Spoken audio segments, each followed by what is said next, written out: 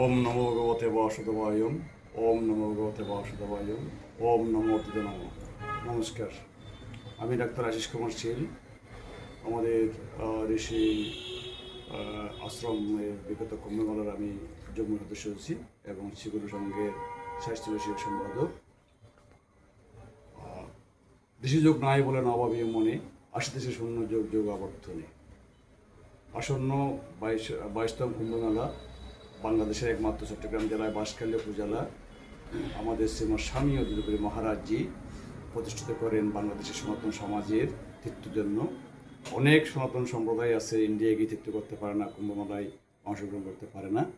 সেই জন্য আমাদের শিবকল্পতরু শ্রীমৎ স্বামী অধিকারী মহারাজজি নিজ হস্তে এই কুম্ভমেলা বাঁশখালী ইসলাম আশ্রমে প্রতিষ্ঠিত করেন।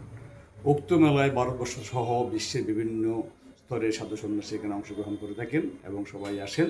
এবং এই ঋষি কুম্ভমেলা বর্তমানে আন্তর্জাতিকভাবে সুসম্পন্ন হয়েছে।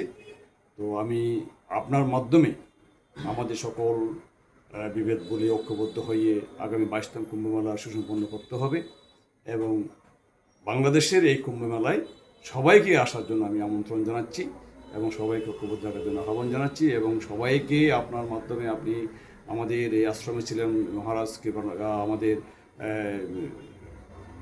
শুভানন্দপুরী মহারাজ, আপনাকে প্রণাম।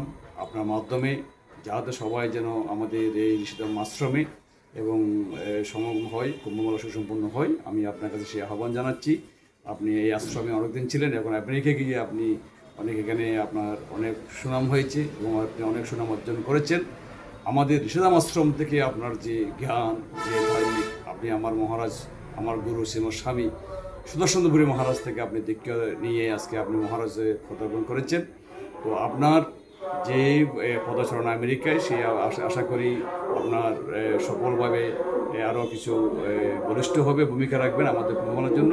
তো আমি সবাইকে প্রণাম জানিয়ে এবং সবাইকে কুম্ভমেলায় আসার জন্য আহ্বান জানিয়ে আমি আমার বক্তব্য শেষ করছি। সবাইকে নমস্কার এবং শুভেচ্ছা রইল।